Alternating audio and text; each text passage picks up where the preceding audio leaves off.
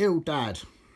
My dad had reached the ripe old age of 82, but his body was worn and withered, and he needed one that was new.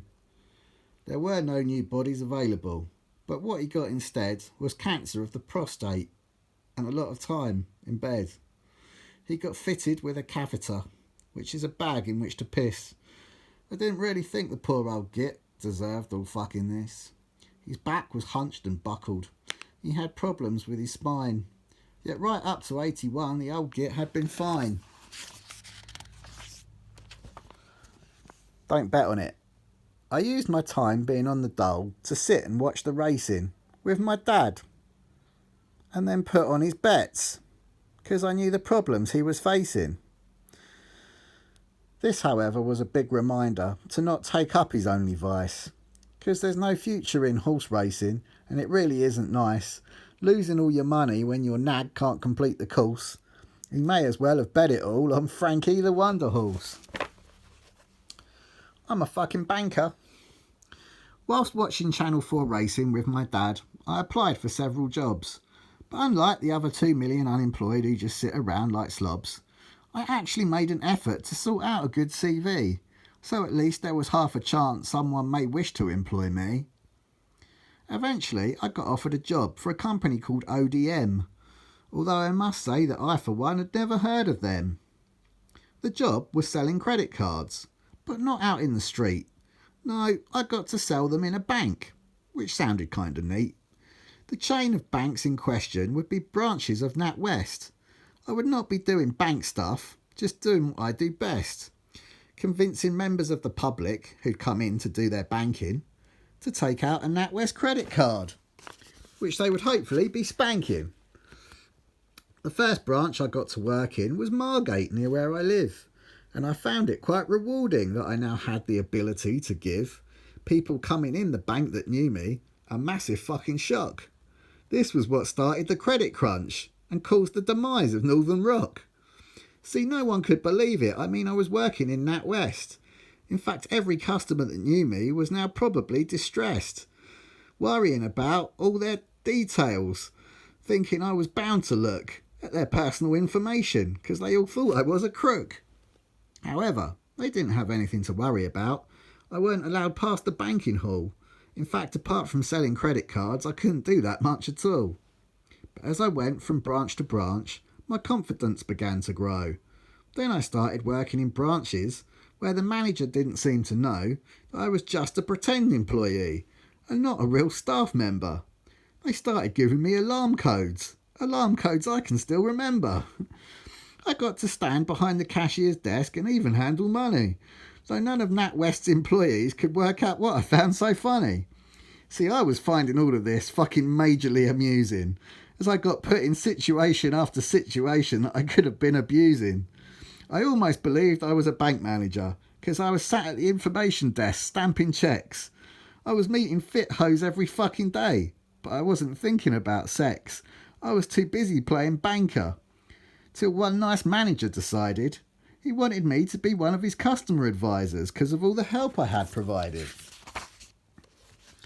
I went home and told my mummy, who, as you can imagine, was quite proud, as well as being fucking shocked that I'd even been allowed to work in a fucking high street bank, what with her son being extra shifty. Fuck me, I even started thinking I'd be working in a bank aged 50. I worked in a few more branches and even planned the perfect heist. I got more and more alarm codes and kept thinking, Jesus Christ, it's lucky I'm not a proper crook, or these banks would be in trouble. Should I get a sawn-off shotgun or just shave off my stubble? Anyway, things were looking good. I'd had a chat with 2 big bosses.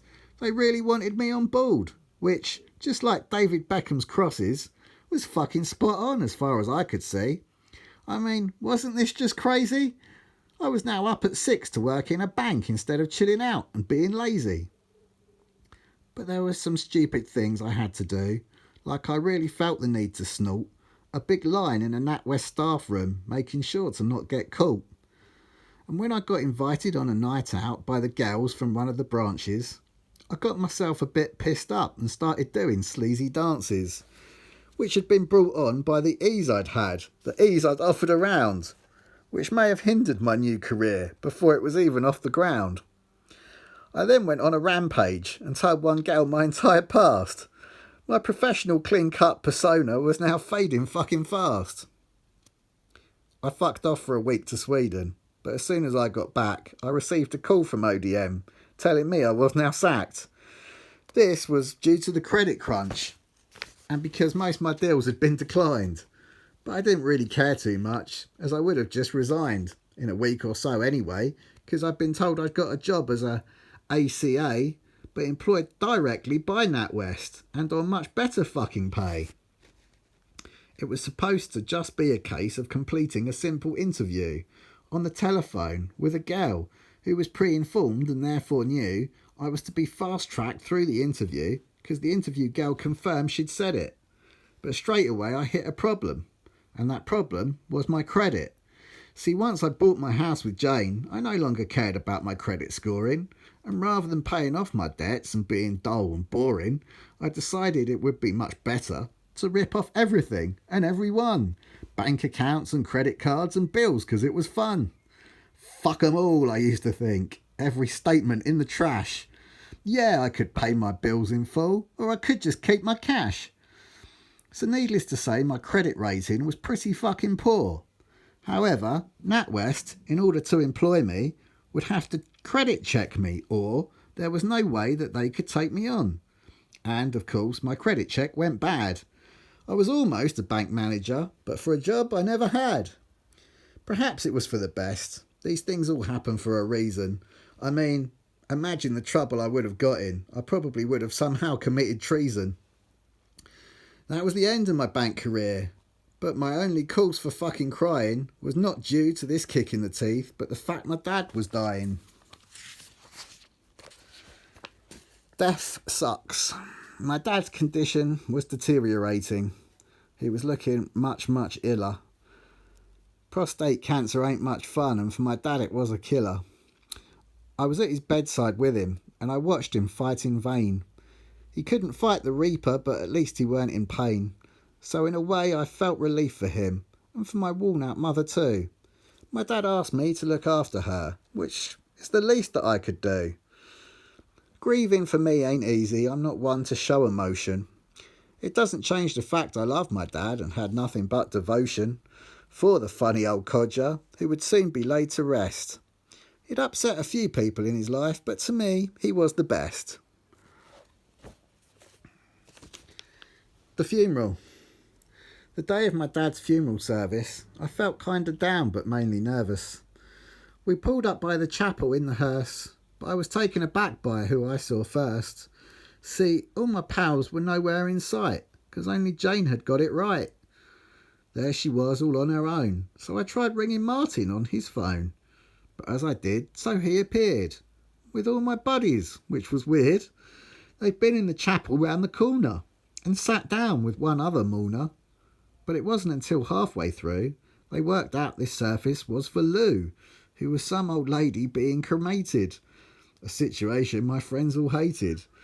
Because once they realised it weren't my dad, nearly all the mourners that this Lou had got up and left her service all at once, like a disrespectful bunch of cunts.